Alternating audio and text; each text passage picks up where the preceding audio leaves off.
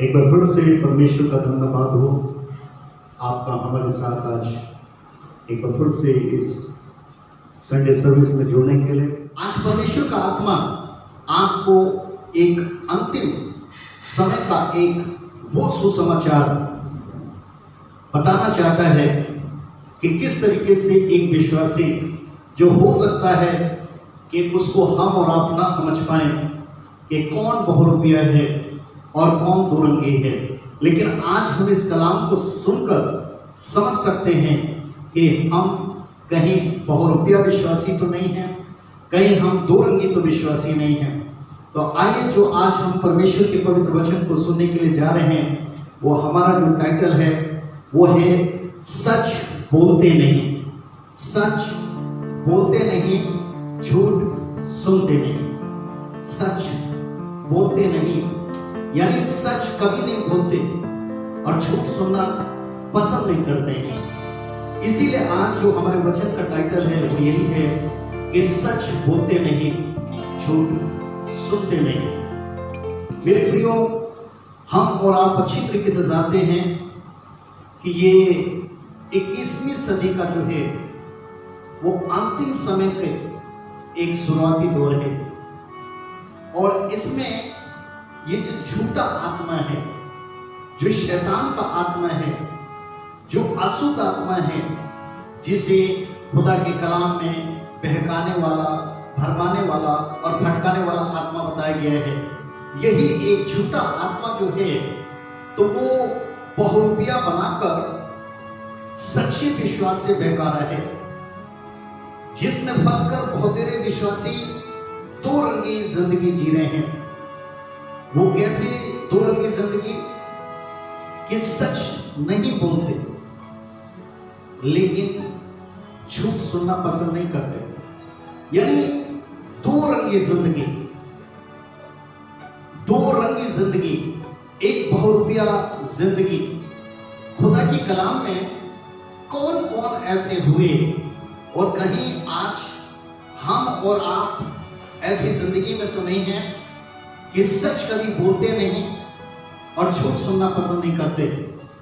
मेरे प्रियो, ये एक ऐसा खुदा का कलाम कहता है कि पापी स्वभाव है जो विश्वासी को बहुरूपिया बनाकर परिवार हो, चाहे पड़ोस हो या समाज हो, वो सच्चाई का इनकार करा रहा है, सच्चाई से दूर ले जा रहा है, सच्चाई को जाने नहीं दे रहा है, सच्चाई को दबाने की कोशिश कर रहा है।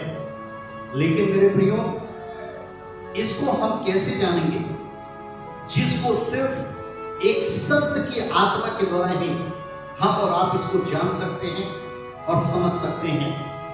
हम अच्छी तरीके से जानते हैं, जैसे लिखा हुआ है यूहन्ना 1:17 में कि इसलिए यूहन्ना 1:17 में लिखा कि book of John 1st chapter का 17 वर्सेस में इस वचन को आप खोलकर गौर कर सकते हैं। इसलिए कि व्यवस्था तो मूसा के द्वारा दी गई थी, व्यवस्था जो थी वो मूसा के द्वारा दी गई, परंतु अनुग्रह और सच्चाई यीशु मसीह के द्वारा पहुंची है।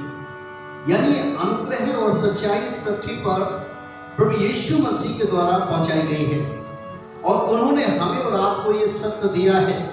लेकिन आज उसी सच को हम बोलते नहीं, लेकिन झूठ हम सुनना जो है वो पसंद नहीं करते। इसलिए मेरे प्रियो, बहुरूपिया लोगों ने, जो इस तरीके के लोग थे, उन्होंने मूसा की व्यवस्था को तो अपनाया, मूसा की व्यवस्था से इनकार नहीं किया, उसके लिए अपने आप को खरा बनाया, उसके लिए अपने आप को ऐसा बनाया कि हम व्यवस्था के पालन करने वाले हैं। इसलिए इन लोगों ने मूसा की व्यवस्था को तो अपनाया, परंतु सच्चाई का इनकार किया।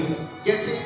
जैसे प्रभु यीशु मसीह यूहन्ना की किताब 14 अध्याय में कहता रहा कि सत्य, मार्ग और जीवन मैं ही हूं।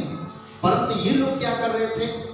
बहुरूपिया लोग, दो रंगी वाले लोग, ये उस पर झूठा दोष लगा रहे थे, ये उस पर झूठा मुकदमा तय कर रहे थे, झूठा दंड दे रहे थे। क्यों? क्योंकि खुदा का कलाम कहता है कि ये मूसा की गलती का गलत फायदा उठाते थे। वो गलत फायदा कैसे उठाते थे कि ये सच बोलते नहीं थे, परंतु लोगों से झूठ सुनना पसंद नहीं करते थे। क्यों? क्योंकि इनके विषय में यीशु मसीह ने कहा था कि इन्होंने सच्चाई का सारा बोझ जो है वो दूसरों के कंधों पर डाल कर रखा था। जो भी सच्चाई का बोझ था वो दूसरों के कंधों पर डालकर रखा था, जो स्वयं कभी सच बोलते नहीं थे, लेकिन दूसरों पर इतना भारी बोझ डालकर रखा था कि झूठ सुनना पसंद नहीं करते थे। जबकि यीशु ने इनको सच्चाई की गवाही भी दी थी। अगर हम बात करें शास्त्री फरीसी की, अगर हम बात करें हन्ना कैफा की, अगर हम बात करें हेरोदेस की, और हम बात करें गवर्नर पिलातुस की, तो प्रभु ने इनके बीच में एक सच्चाई की गवाही दी थी। क्या सच्चाई की गवाही दी थी? यूहन्ना 18 अध्याय का 37 पद में, the book of John 18 chapter का 37 में यीशु ने पिलातुस से कहा, यानी पिलातुस एक गवर्नर था, और यीशु ने जिस समय झूठा मुकदमा उन पर रखा जा रहा था, तो यीशु ने पिलातुस से कहा, मैंने इसलिए जन्म लिया। मेरे प्रियो, आप समझ सकते हैं कि जो उन्होंने कहा था कि खुदा का कलाम गवाही दे रहा था कि अनुग्रह और सच्चाई प्रभु यीशु मसीह के द्वारा आई, तो यीशु मसीह ने उसी सच्चाई की गवाही दी। यहाँ 18 का 37 वर्सेस में, मैंने इसलिए जन्म लिया और संसार में आया ताकि सत्य की गवाही दूं। उन्होंने कहा कि मेरा इस जमीन पर पैदा होना वो सिर्फ इसलिए है कि मैं सत्य की गवाही दूं। लेकिन उन्होंने कहा कि जो कोई सत्य का है, if you are a believers, if you are a trustee, तो उन्होंने कहा कि यदि जो भी सत्य का है वही मेरा शब्द सुनता है, यानी जो सत्य का है वही सत्य के वचन का पालन करेगा। मेरे प्रियो, एक बहुरूपिया विश्वासी जो सत्य के साथ मेल जोल तो रखना चाहता है, परंतु उसका जो चाल चलन होता है वो अंधकार में है, और वो हमेशा ये कहता रहता है कि परमेश्वर हमारे साथ है, परमेश्वर का पवित्र आत्मा हमारे साथ है। कभी कभार वो अन्य भाषाएं बोलते भी आपको नजर आएगा, यानी वो ये कहता है कि परमेश्वर हमारे साथ है, लेकिन वो सच कभी बोलता नहीं। ऐसा झूठ अपनाने वाला, ऐसा झूठ बोलने वाला, उसके विषय में लिखा है कि वो जीवन में उजाले की बात जोहेगा, परंतु क्या देखेगा? वो अंधियारा ही देखेगा। आंख होते हुए भी अंधे के समान अपने पूरे जीवन भर वो ठोकर ही खाता रहेगा कि 4 दिन की चांदनी होगी झूठ में, लेकिन फिर अंधियारी रात। आप उसे देखेंगे कि उसका शरीर एक हष्टपुष्ट शरीर होने के बावजूद भी मन में हमेशा वो दुखी ही रहेगा। क्यों? क्योंकि जैसे बगैर जानकारी के एक राही जो होता है, एक राह पर चलने वाला होता है, वो रास्ता भटक जाता है। जैसे हम देखते हैं कि बगैर जानकारी के कोई अगर हम गलत दवाई खा लेते हैं तो एक साइड इफेक्ट हो जाता है।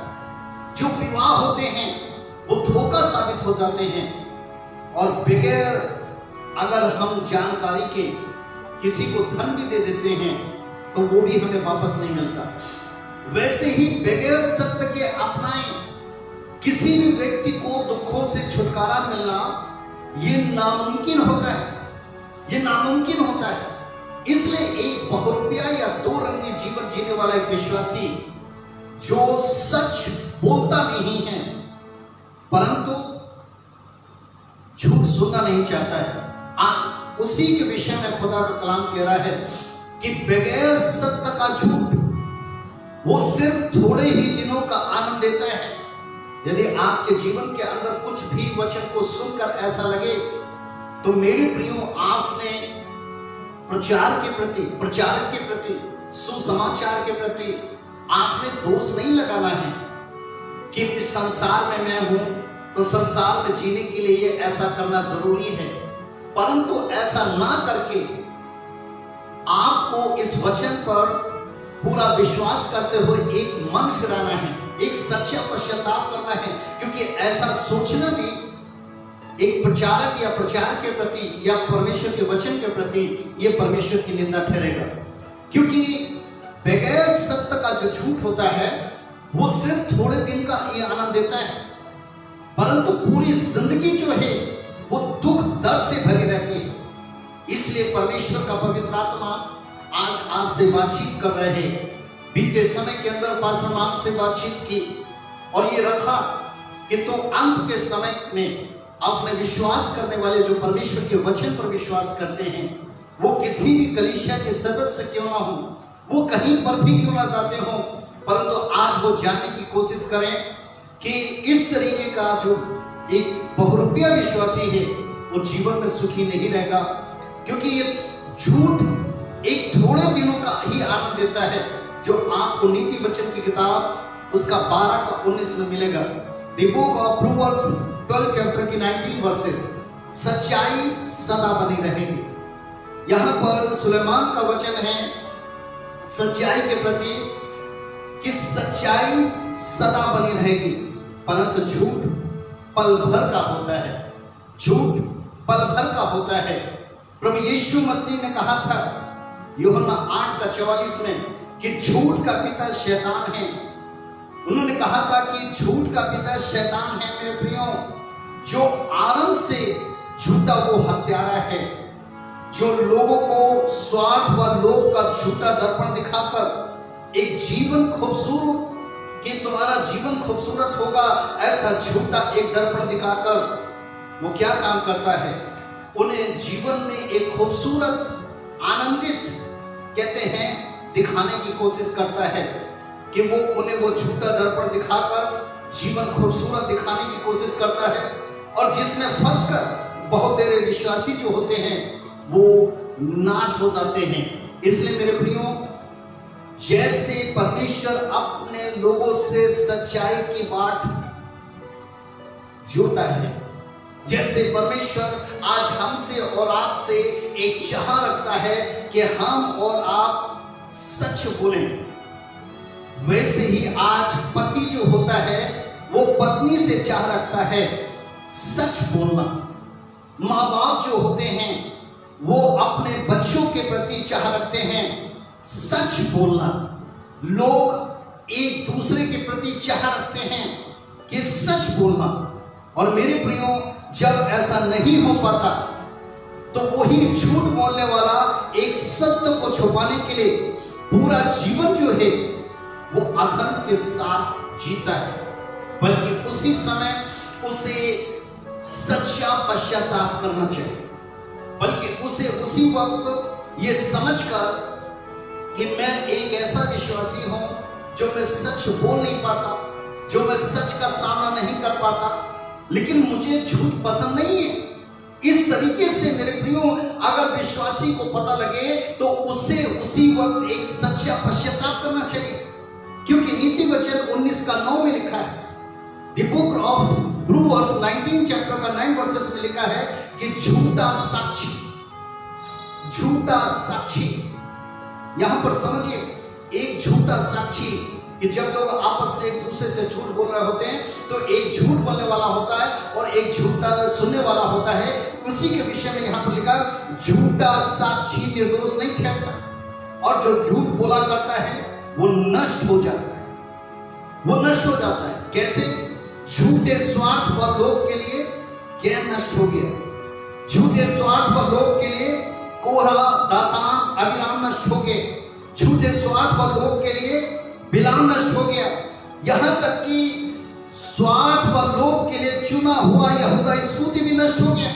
और खुदा का काम कह रहा है कि हर एक, चाहे वो झूठा साक्षी हो या झूठ बोलने वाला हो, अगर वो स्वार्थ व लोभ के लिए सत्य से दुनिया बनाएगा, सत्य का कत्ल करेगा, सत्य को दबाने की कोशिश करेगा, तो वो भी जो है तो नष्ट हो जाएगा।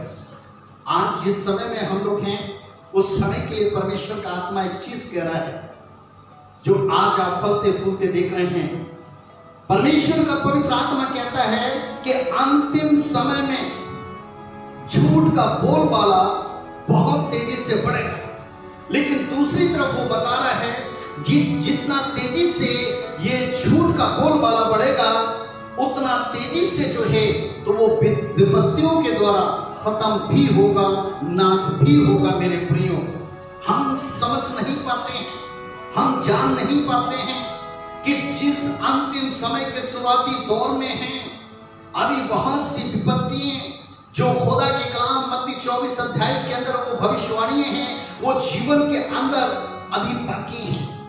आज अगर हमारे पास सत्य होगा, अगर जीवन में हम सच्चे होंगे तो हमारी हिफाजत होगी।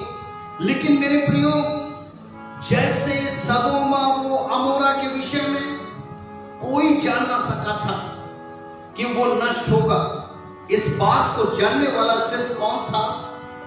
एक सच्चा सेवक अब्राहम, जिसे विश्वासियों का मूल पिता कहा गया था, और उसने ही इस जानकारी को हासिल करके कि सदोमा और अमोरा का नाश होगा, उसने अपने भतीजे लूत को वहां से बचा लिया। अगर आप जाने तो पहली दुनिया के नाश होने से पहले उस पहली दुनिया के किसी भी व्यक्ति ने सत्य के सुसमाचार पर विश्वास नहीं किया था।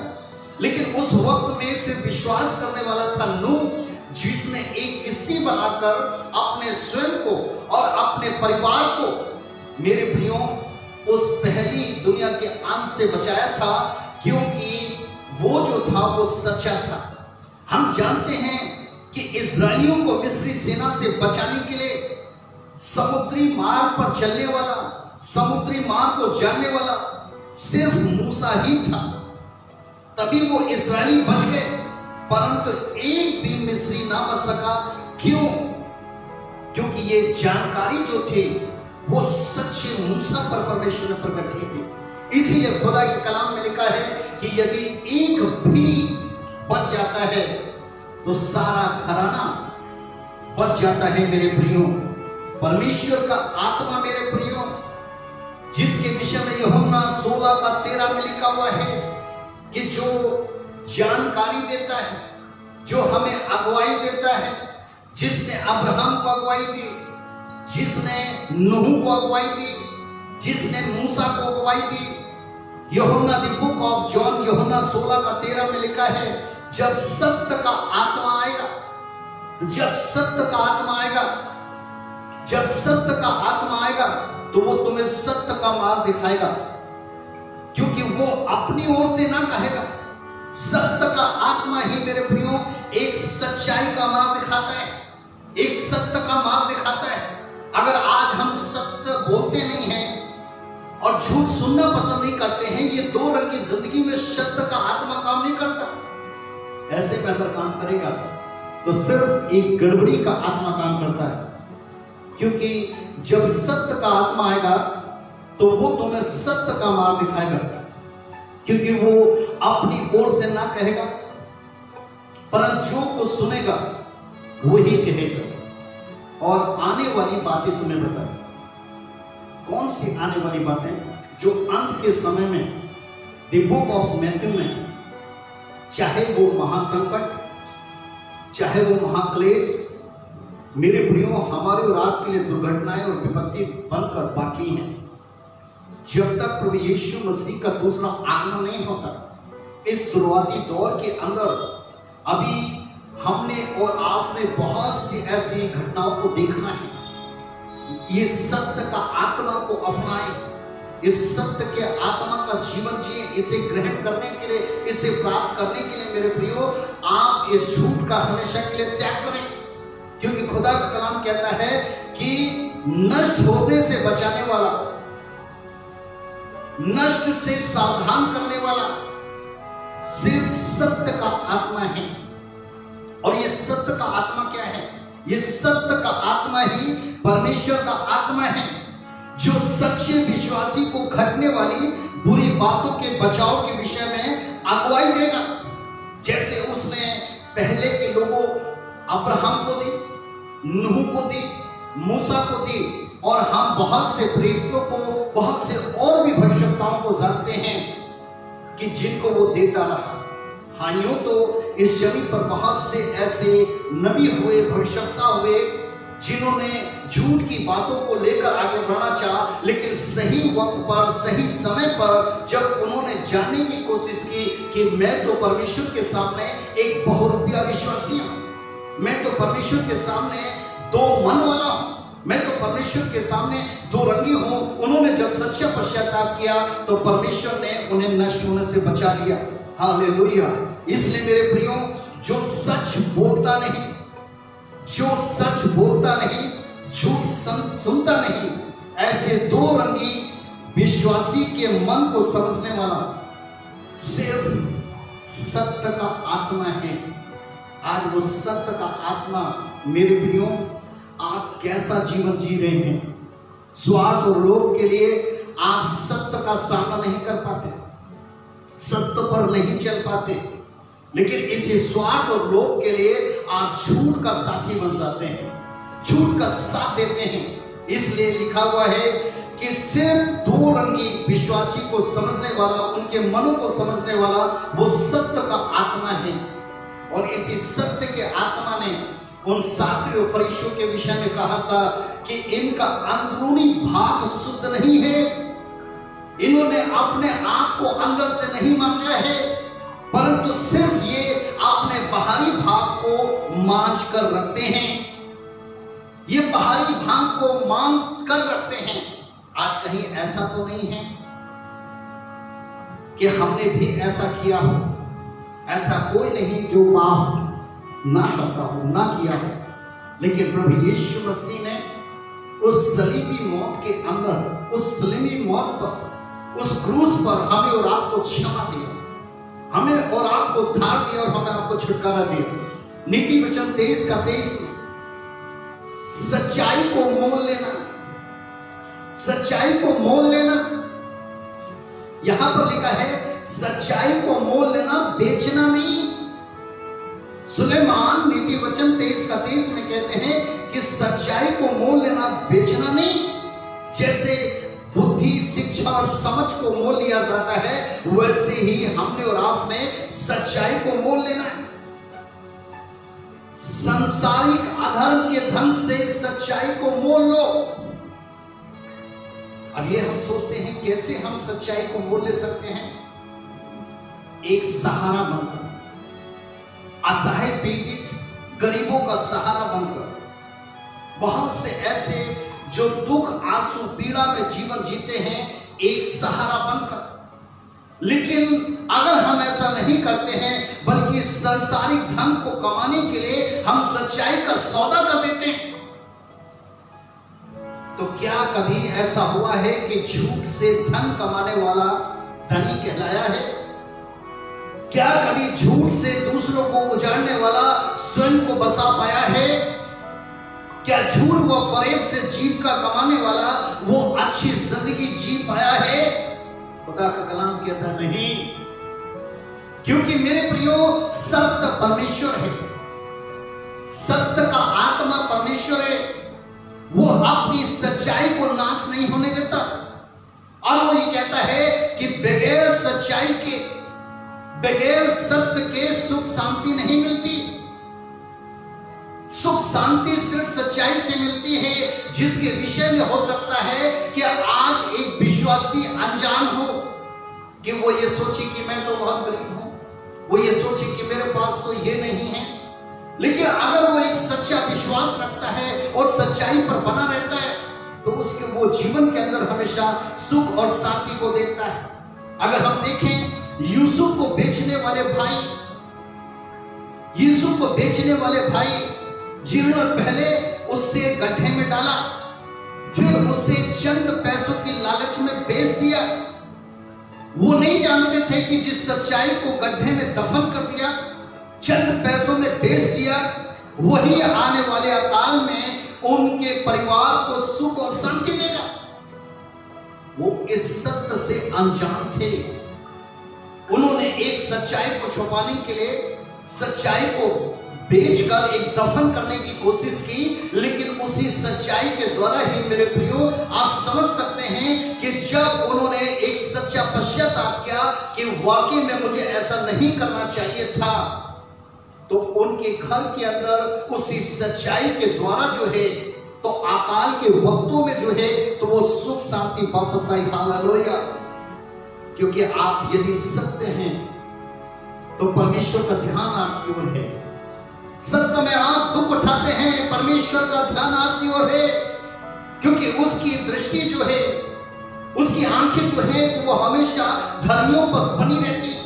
वो स्वर्ग से आज भी अपने धर्मी जन पर अपने एक दृष्टि को बनाकर रखता है।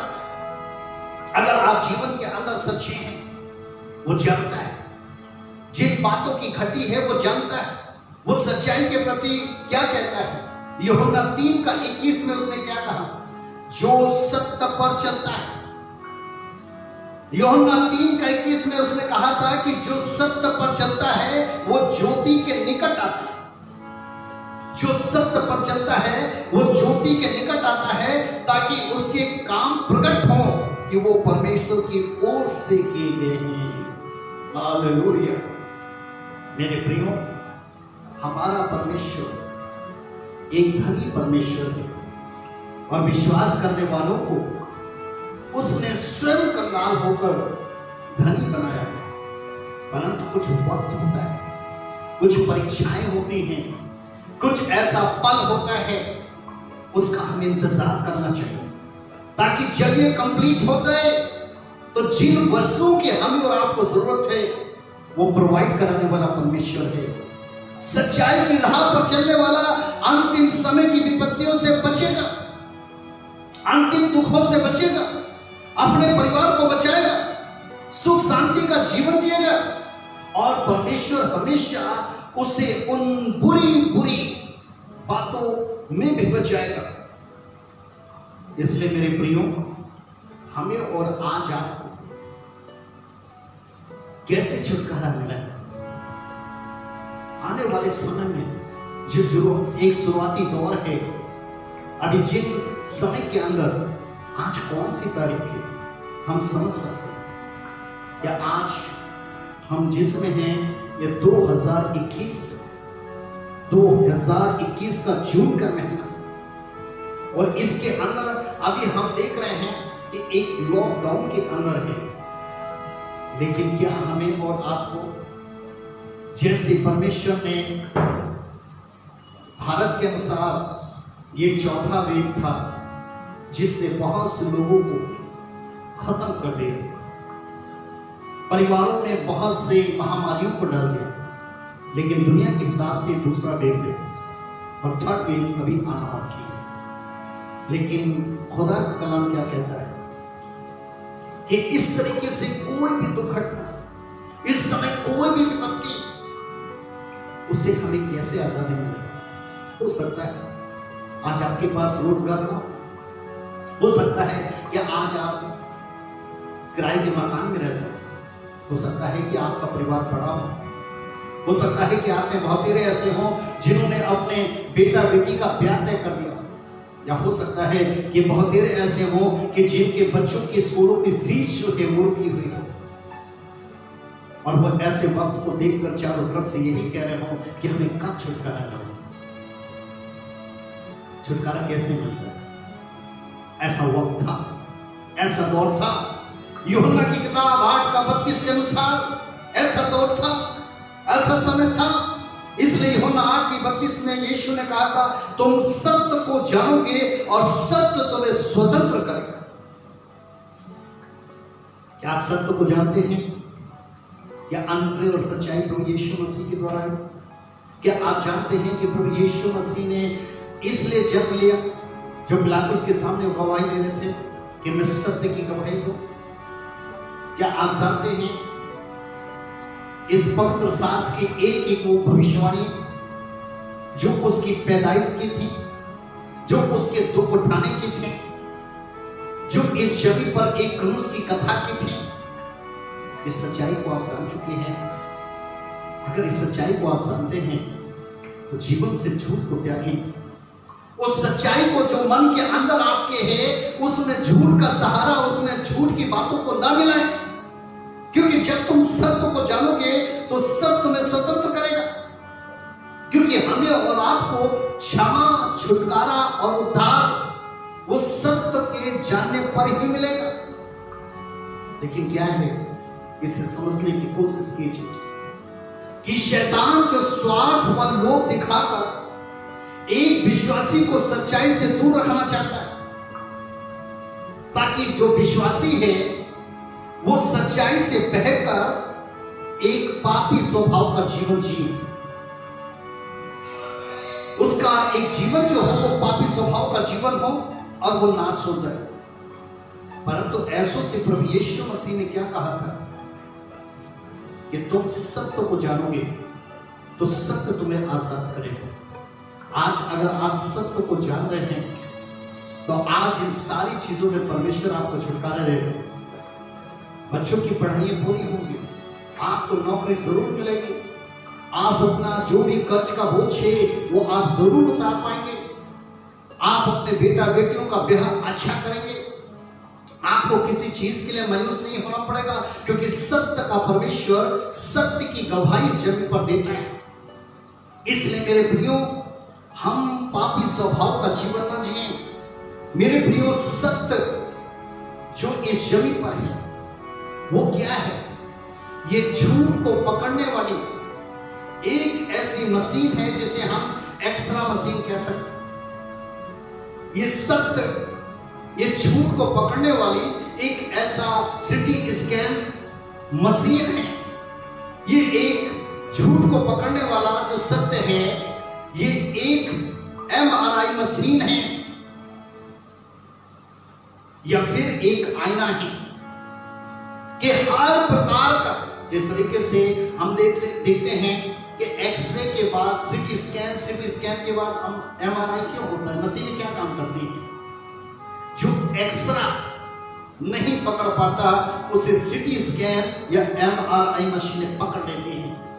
ये सत्य आज इसी तरीके से एक ऐसा मशीन है जो झूठ का पकड़ने वाला कि इसमें बारीक से बारीक बोला गया झूठ जो है वो पकड़ में आ जाता है। सत्य आगाह करता है, सत्य बोल रहा होता है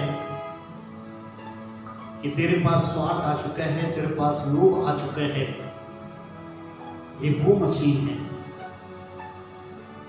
जिसमें यहूदा इस्करियोती पकड़ा गया, लेकिन पकड़ने से पहले उसे आगाह भी किया गया, सत्य को बताया भी गया, लेकिन जीवन नहीं बचा। क्यों? क्योंकि सच्चा पश्चाताप नहीं। इस मशीन ने हन्ना और सफीरा को भी पकड़ा, लेकिन उसके बावजूद भी पतरस उनसे कहता रहा कि तुमने पवित्र आत्मा से क्यों झूठ बोला? जानने की कोशिश करें। यहूदा इस्करियोती ने सत्य के जानने के बावजूद भी सच्चा विश्वास नहीं किया। क्यों? प्रभु उनसे कह रहा था, जिसने मेरे साथ थाली में हाथ डाला वही मुझे पकड़ाएगा। जिसने मेरे साथ थाली में हाथ डाला वही मुझे पकड़ाएगा। और यहूदा इस्करियोती ने इस बात का इकरार भी किया कि क्या वो मैं ही हूं? उन्होंने कहा तू मान चुका, उन्होंने कहा तू मान चुका, तो इकरार कर चुका, लेकिन उसने सच्चा पश्चाताप क्यों नहीं किया? क्योंकि खुदा का कलाम कहता है कि वो एक ऐसा दुरंगी था जो स्वार्थ व लोभ के लिए बन चुका था। वो एक ऐसा बहुरूपिया बन गया था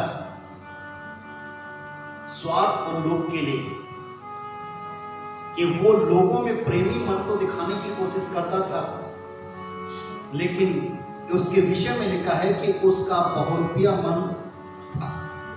कैसे? कि जब वो यीशु मसीह को पकड़ने के लिए आया तो एक प्रेमी मन के साथ आया था, लेकिन ये प्रेमी मन नहीं था, ये एक बहुरूपिया दो रंगी मन का था, जिसमें स्वार्थ था, लोभ था, जिसने सत्य को बेचा था, जिसने सत्य को दफन कर दिया था और सत्य से धन कमाने की कोशिश की थी। प्रभु ने उससे कहा था, जब वो उसे चूम रहा था अपना एक प्रेमी मन दिखाने की कोशिश कर रहा था, लेकिन सत्य का आत्मा जान चुका था कि बहुरूपिया है। तो उसने क्या कहा था, जिस काम के लिए तू आया है उसे कर ले। मायूस तो जरूर हुआ कि हाँ मैं तो इसी काम के लिए आया हूं। कितनी सच्चाई है अपने पीछे, 24 घंटे में कितना सच बोलते हैं। आज आप माता पिता हैं, पति पत्नी हैं, आप अपने परिवार में भी ये चाह रखते होंगे, उम्मीद रखते होंगे, अपने छोटों के प्रति उम्मीद रखते होंगे। आप टीचर्स हैं, उम्मीद रखते हैं। आप सेवक हैं प्रभु के, आप उम्मीद रखते हैं। आप बड़े बुजुर्ग हैं, आप ये उम्मीद रखते हैं कि झूठ पसंद नहीं है, लेकिन सच क्यों नहीं बोलते। जिस 30 चांदी के सिक्कों के लिए यहूदा इस्करियोती ने सच्चाई का सौदा किया, उसे कौन सा धन कहा गया है? मेरे प्रियो, उसे कहा गया है सच्चाई की हत्या का एक धन कहा गया है, दाम कहा गया है। क्या उसने सच्चाई का कत्ल करके, सच्चाई को बेचकर उस धन से कुछ कर पाया? कुछ नहीं कर पाया, क्योंकि उसमें सच्चाई का खून किया, उसने सच्चाई की हत्या की। जैसे हम अच्छी तरीके से जानते हैं कि आरंभ से ही शैतान जो है वो झूठा, वो हत्यारा है। आरंभ से मतलब कैन की पैदाइश से ही, कि कैन अपने भाई को जान से मारने के बाद परमेश्वर उससे जानने की कोशिश कर रहा है कि वो सच्चाई के प्रति पश्चाताप करे, लेकिन वो कैसे छुपा करके रहा मालूम नहीं।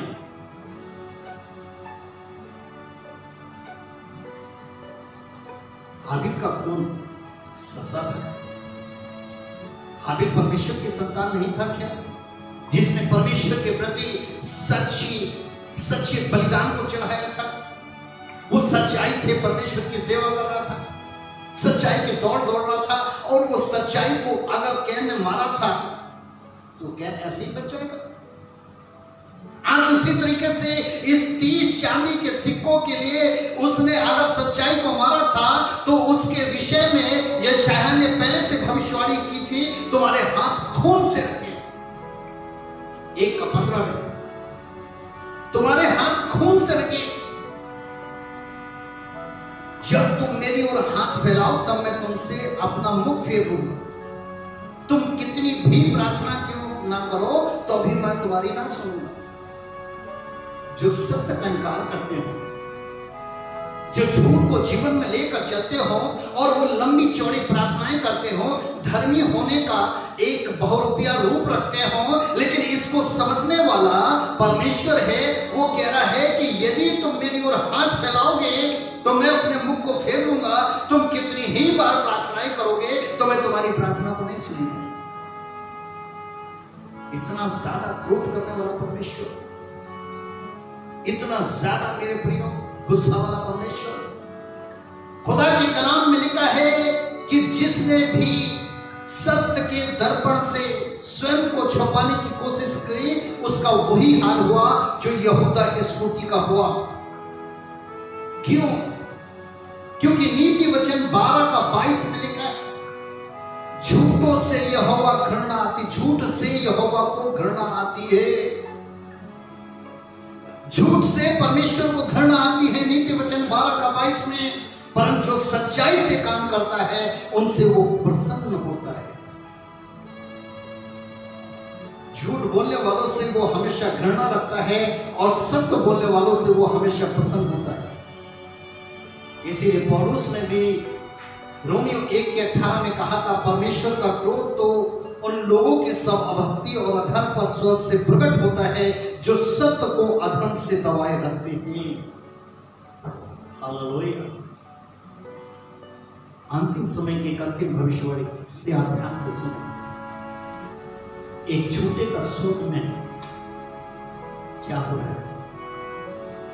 जो सच्चाई को इस जमीन पर बेचने हैं, प्रार्थना करना नहीं छोड़ते, पश्चाताप करना नहीं छोड़ते, लेकिन फिर से उसी तरीके की जिंदगी सच्चाई का सौदा कर देते। सच के गवाहों का कत्ल कर देते हैं, सच्चे सुसमाचार के प्रति उसे नाश कर देते हैं। मेरे प्रियो, अंतिम समय की अंतिम भविष्यवाणी आत्मा कलीसिया से कहता है, जिसके कान हो वो सुने, कि 7 मोहरों में से जो 7 मोहरों में से जो 5वीं मोहर खोली गई,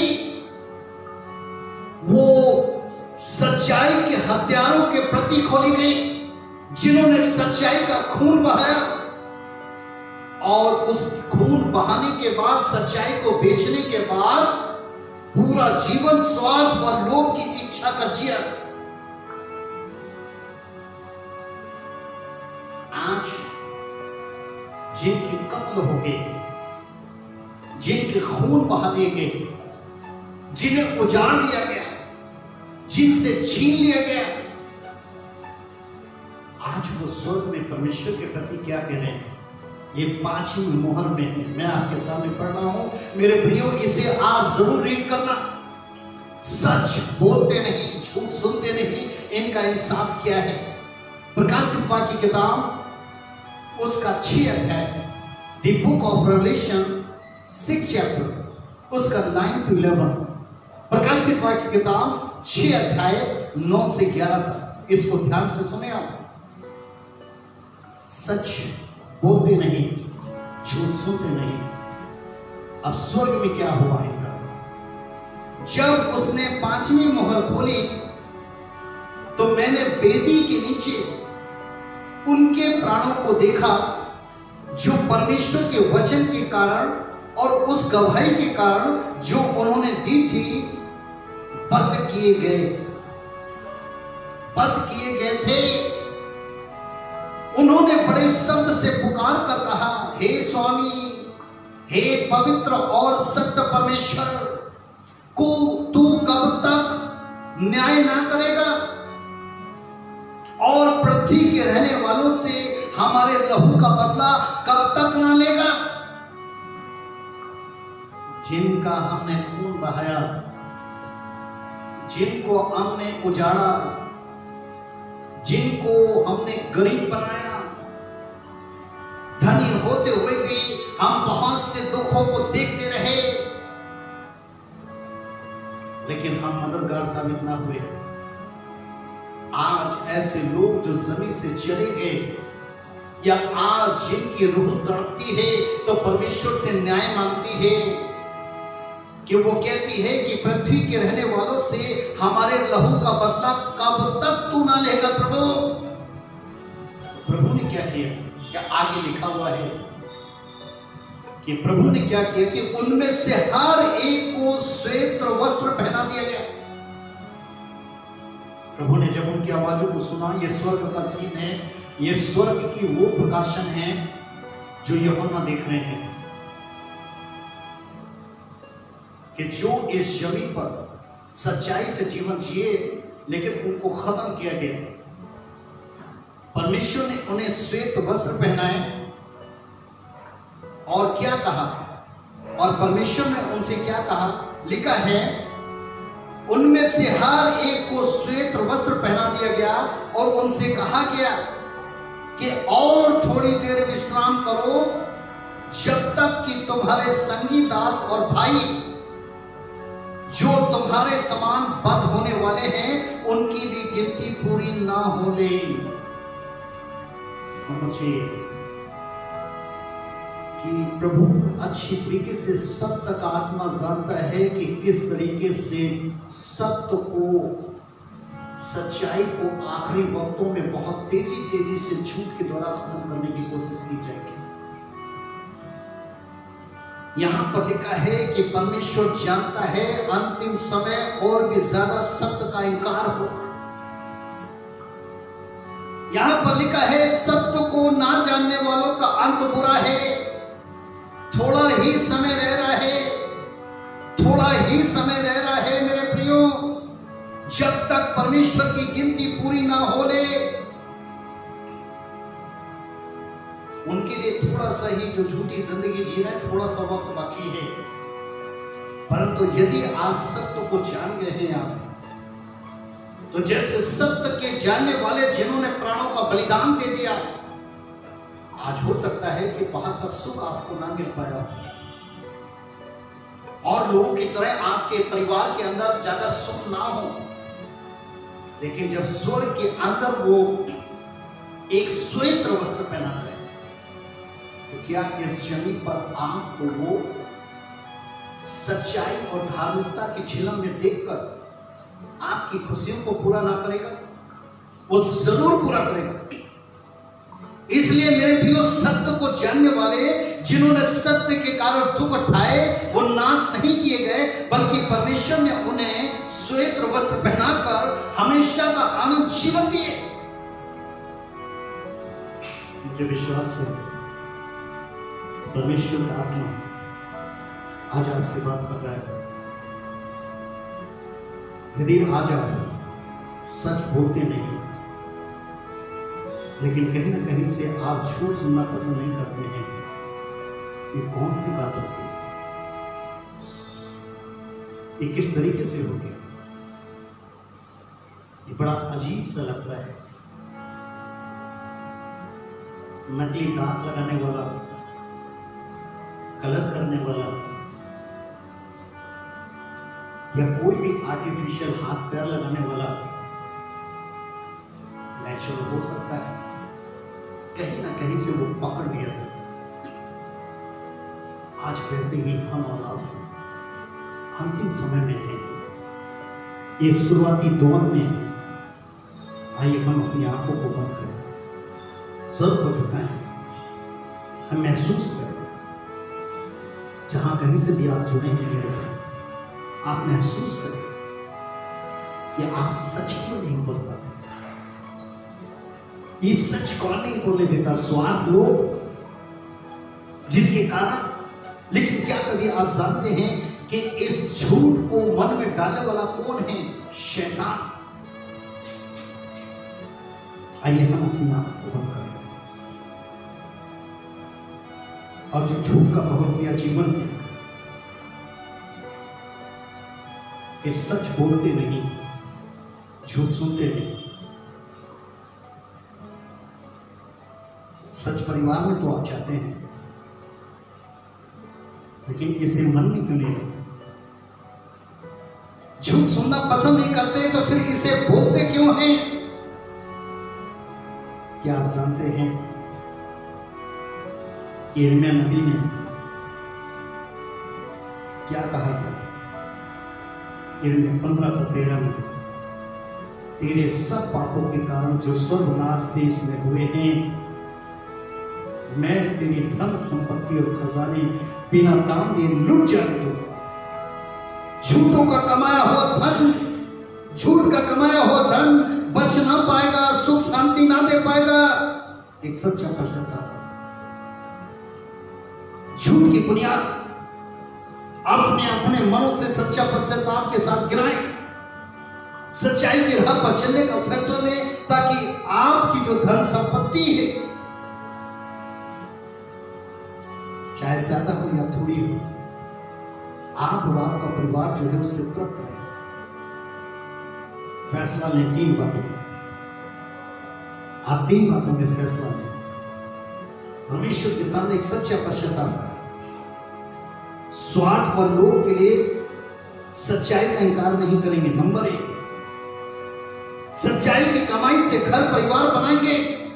नंबर 2 और नंबर 3, सच्चाई को झूठ सुनकर झूठ से दबाने की कोशिश नहीं करेंगे। एक सच्चे पश्चाताप करें,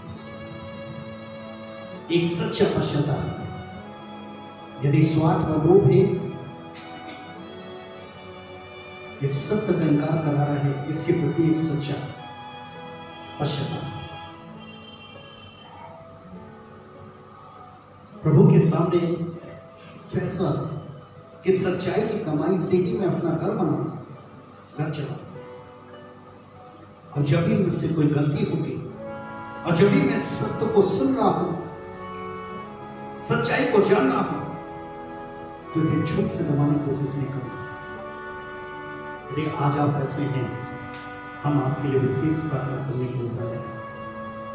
आपके लिए विशेष प्रार्थना करने के लिए जा रहा हूं। 5वीं मुहर के अनुसार श्वेत वस्त्र उन्हें दिए गए जिन्होंने सच्चाई से जीवन जिया, लेकिन सच्चाई मांग कर रही है स्वर्ग में। जो एक झूठ का पिता, जो आरंभ से ही शैतान जिस झूठा और हत्यारा है, उसने स्वार्थ व लोभ दिखाकर सच्चाई को रोक के उसके प्रति मांग हो रही है। उन्होंने कहा कि तुम्हारे समान तुम्हारे संगी दास और भाई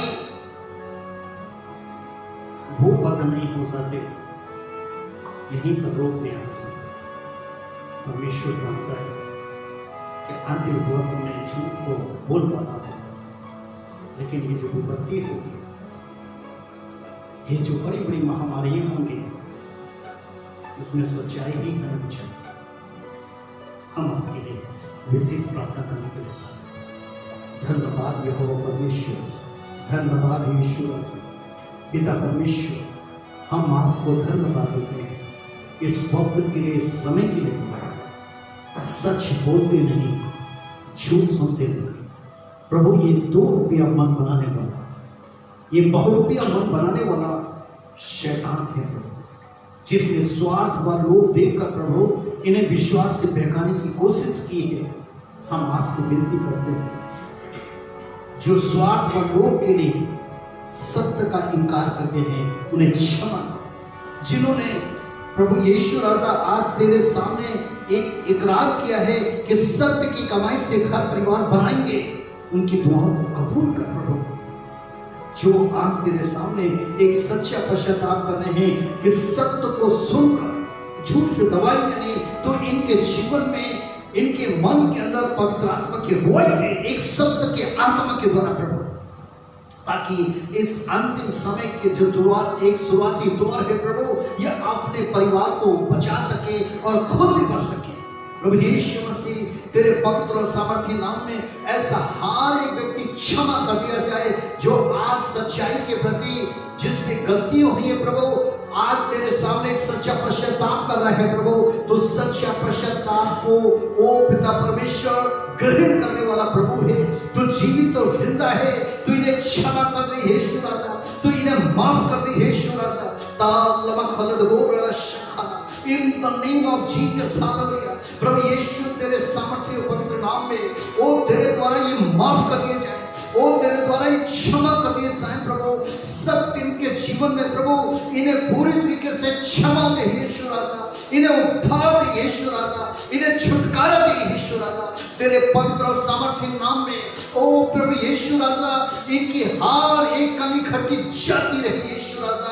ओ जिन वस्तुओं की जरूरत है प्रभु यीशु मसीह, सच्चे पश्चाताप के बाद इनके परिवार में एक एक प्रभु यीशु राजा वो कमी घटी यीशु मसीह के नाम से दूर हो जाए यीशु राजा। मुझे विश्वास है प्रभु कि बहुत से ऐसे हैं जो ऐसे वक्त में बेरोजगार हैं, बहुत से ऐसे हैं प्रभु जिनमें कर्ज का बोझ है यीशु राजा, बहुत से ऐसे लोग हैं यीशु राजा जो बहुत से दुख और दर्द में है यीशु राजा। ऐसे हर एक मन को तेरे हाथों में सौंपते हैं प्रभु, उनका विषय में हम नहीं जानते, लेकिन तू एक एक मन को देख प्रभु जो तेरे सामने आज ऑनलाइन है प्रभु, जो तेरे सामने जुड़ रहे हैं प्रभु, इनके एक एक मन को पिता परमेश्वर तू जान और इनकी सहायता कर यीशु राजा। तो वचन भेजकर सहायता करने वाला परमेश्वर है। इन द नेम ऑफ जीसस, आज के पवित्र वचन के द्वारा यीशु राजा एक एक परिवार के अंदर प्रभु आशीष आ जाए यीशु राजा, एक एक मन जगह हो जाए यीशु राजा। In the name of Jesus, hallelujah. तेरा धन्यवाद यीशु राजा, तेरा धन्यवाद यीशु राजा, तूने ऐसा किया उसके लिए तेरा धन्यवाद यीशु मसीह के नाम में। आमीन, आमीन, आमीन। मेरे प्रियो, उस परमेश्वर का धन्यवाद हो जिसने हमें और आपको एक 2 रंगी मन, बहुरूपिया मन से आगाह किया और हमें और आपको सिखाया कि सच बोलें और झूठ ना बोलें। उसने आज हमें बताया कि किस तरीके से सच्चाई जो है वो हमें मोल लेना है, क्योंकि इसको लाने वाले इस जमीन पर प्रभु यीशु मसीह है, जो स्वयं में भी एक सत्य है। आज यदि आप बीमार हैं, यदि आपके दर्द है, हो सकता है कि आपके पास ऐसा रोग हो, मैं नहीं समझ सकता, लेकिन वो सत्य का आत्मा जानता है। परंतु आज आप हमारे सामने हमें वॉच कर रहे हैं, पतरस यूहन्ना की तरह उम्मीद से हमारी ओर देखें, एक आशा भरी दृष्टि से देखें। कैसा भी रोग है, कैसा भी दर्द है, मैं प्रभु में आपको यकीन देता कि वो ना होगा, वो ना होगा, क्योंकि उसने इस जमीन पर आपके सारे दुखों को, आपके सारे रोगों को, उसने सारे दर्दों को सह लिया है। आपको सहने ना है, आपको बंद करें। हम आपके लिए भी विशेष प्रार्थना करते हैं। यही महत्वपूर्ण शब्द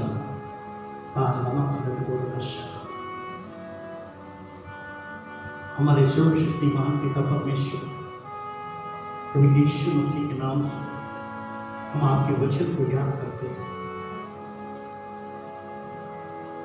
आपने वायदा दिया है, कोढ़ी सुख होगा, बीमार चंगा होगा, मृतक जिंदा होगा, दुष्ट आत्माएं जाती रहेंगी। पिता परमेश्वर, आज ये लोग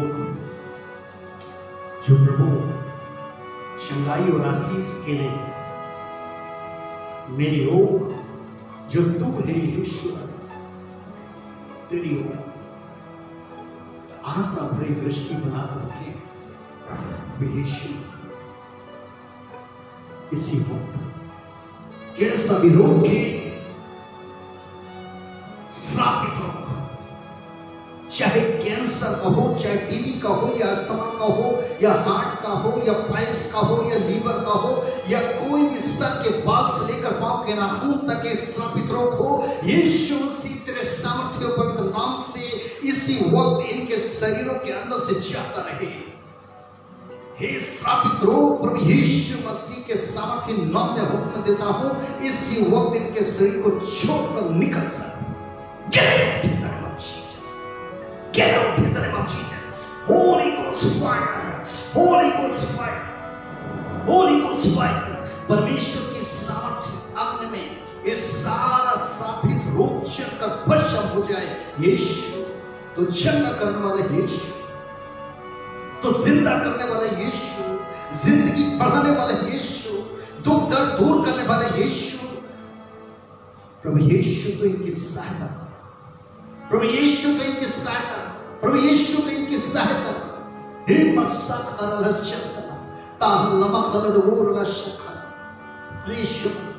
तेरे सामर्थ्य पवित्र नाम से चंगे हो सक। इनका सारा परिश्रम बोझ तुझे देते हैं, तो इनके मन में शांति दे। यीशु मसीह तेरे सामर्थ्य पवित्र नाम से इसी वक्त इनकी हर एक निराशा आशा में बदल सके, हर एक उदास मन सुख शांति से भर जाए। धन्यवाद यीशु मसीह।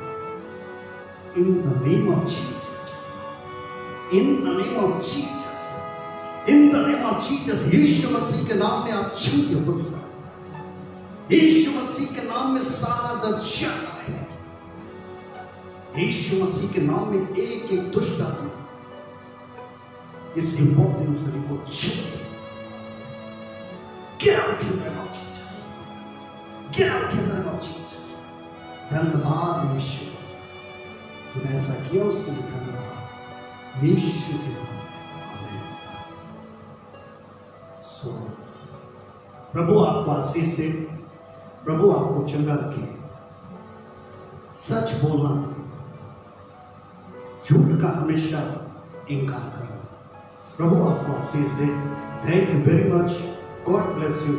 प्रभु में हमेशा मुस्कुराते रहें, प्रभु में आगे बढ़ते रहें और अंतिम समय के शुरुआती दौर में हर हाल में सच्चाई का पूरी तरीके से साथ देते रहें। Thank you very much. God bless you.